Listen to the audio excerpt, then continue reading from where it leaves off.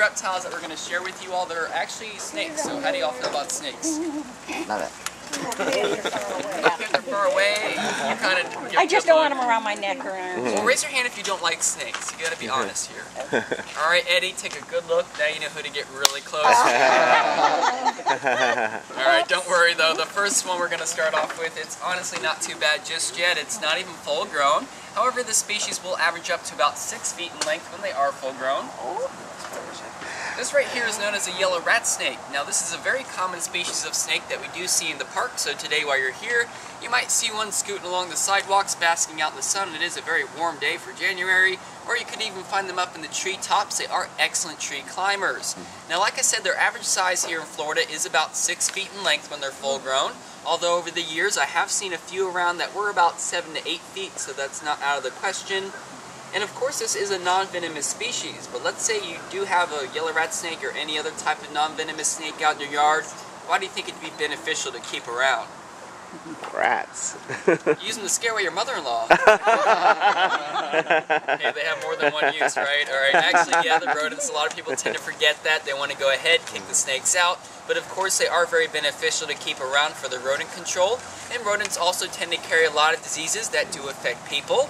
And also, you got to keep in mind, if you go ahead, you kick out the snakes and you inherit a lot more of those rodents, you're going to potentially attract venomous snakes into your yard as well. So you do want to make sure if you have a non-venomous type out there, you want to keep it around. They're very good to have out there. Now, just as another example of a snake you'd want out in your yard here in Florida is a king snake. We do actually have 3 different species of king snakes in Florida. Anyone know why they're called the king? Not a clue? They rule, I guess. They rule, they sing like Elvis. Come on, I worked on that all day. Alright, I'll give you a hint. It's because it's something that they do eat. What do you think they eat? Frogs? Burger King. I'm getting you with that one. Alright, I'll stop with the jokes. It is because of something they do eat. They eat the other types of snakes. They're the king of them. So they can actually eat the non-venomous types as well as the venomous ones. King snakes, they have a built-up immunity to the native types of venom in Florida. So if they were to take a bite from something like a rattlesnake, it would not harm them whatsoever. So definitely another great snake to have out in your yard. Now, has anyone here ever seen a snake eat before? TV counts. Okay. You have? What do you think of it? Was it cool or gross? Well, I was a kid. It was kind of gross. I had a frog halfway through it down. Yeah. Wouldn't you think it was cool if you were a kid? How could you think that was gross? I'm a girl. I was a girly girl.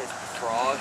Yeah, alright. I kind of have to agree with you though. It's kind of gross. It's also kind of cool. It's kind of both. One of those things that once you start watching, you really can't help but to stare. You have to watch the entire thing. It's kind of like when Eddie here eats lunch.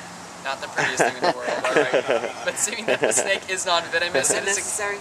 It was. I have to include you, you know. Alright. But seeing that the snake is non-venomous, it is a constrictor. So when it finds its prey, the first thing it will start by doing is biting down with 6 rows of curved backwards teeth.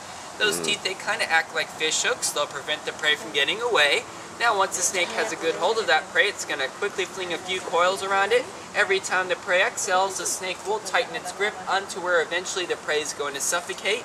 Next, all snakes, they are known to unhinge the lower jaw. It's called the musculature, and it does allow them to swallow prey up to 10 times the size of their head and neck. Pretty big prey, right? Alright, but that is our yellow rat snake, Willow. Yay. Alright, now the next snake we're going to go ahead and bring out is a lot bigger than the yellow rat snake was, and I'll have to warn you all ahead of time, it's also highly venomous, but you have nothing to worry about. Eddie here, he's almost a trained professional. Hey, I'm getting there. That's what the last one said. Diamondback rattlesnake. Wow. No, come on, I'm kidding. Eddie's crazy, but he's not that crazy, alright. There really is no venom to this snake. It's actually known as a Florida pine snake. Of course, though, we do introduce her as being a rattlesnake for a very good reason. Did throw a few of you off, and yes, here in Florida, most people are not too familiar with all the different snakes we have. We do have about 44 non-venomous native species of snakes, and we have 6 that are venomous. So they'll see one like the pine snake out in the wild, they'll take a look at that pattern on her backside, and you can see it does sort of resemble a rattlesnake's pattern. I know if I saw one at a quick glance out in the wild, I'd definitely take a few steps back. Now also some of their means of self-defense will try to throw you off, make you think they're a rattlesnake as well. Typically what a Florida pine snake will do when it's scared or frightened, they'll try to coil up their body, keep their head out on top. That is a venomous stance, and then they'll take the very tip of their tail and they'll try to rattle it back and forth. However, you can clearly see there's no rattle there, so that's kind of a dead giveaway. However, if she does take that tail, hit along some leaf litter, it's going to make a similar noise to a rattle that could throw you off. Now also, as far as their means of self-defense go, Florida pine snakes, they're really known for their hissing. They are one of the loudest species of hissing snakes in the world. It does get louder than a domestic cat can hiss. Not to worry though, she starts doing it throughout the show, Eddie's just gonna toss her at you guys. Don't worry, we can't do that anymore. Yeah, last crowd didn't like it too much, alright. One person complains, ruins all the fun, right? Right. But where do you think you'd find a Florida pine snake living? In the pine trees. Well, you say that like I'm stupid. Yes, you do find him in the pine trees. Hey, we get people that say Florida sometimes, okay? So, yes, it's right there in the name. You do find him here in Florida as well. You can actually find different species of pine snakes all the way up to New Jersey and out west as well. Now, like I said, they do live out in the pine forest, but what's really interesting is they don't really go up in the treetops themselves. This snake is actually known to spend about 80% of its life underground. They do have a great snout that's designed for digging burrows, but let's say she's feeling lazy, doesn't want to dig her own burrow. Anybody know what other type of reptile we have here in Florida that digs burrows that it could move in with? Tortoise. What type of tortoise, do you know? Starts with a G. Gopher? Gopher tortoise, yeah, exactly. That specific species is the one that they'll most likely move in with. Gopher tortoise burrows get very large. They'll get about 10 to 15 feet deep and around 40 feet in length. And gopher tortoises, they're also known as a keystone species, so their burrows do provide habitat for about 360 other types of animals, which means that it's very beneficial for the pine snake to move down there. They'd have a lot of food to be eating and a place to live as well. Now, anyone know what the snake's doing when it commonly flicks its tongue in and out? Aren't they smelling? Smelling, yeah, kind of sensing the air, tasting. You would have gotten the grand prize, but you didn't raise your hand, ma'am. Next time. Next time. That was the only question that we offer a prize for, so. But yes, they are smelling. Some of these snakes, they don't have very good eyesight, especially when they're getting ready to shed. If you've ever seen a snake get ready to shed, they'll get this bluish, milky coloration over their scales and the lens of their eye. Yeah, you can kind of see that she's getting that right now. And at that point, they're going to have zero visibility with their eyes.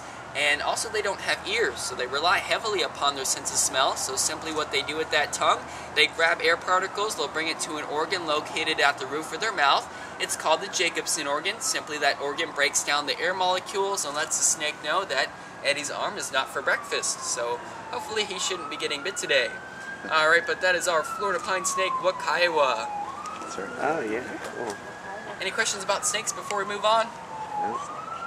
Alright, good. Making my job easy. If you're really lucky, when you see one, you might see one on the boat ride. We have a few that live downriver that are about 8 to 10 feet. Any clues?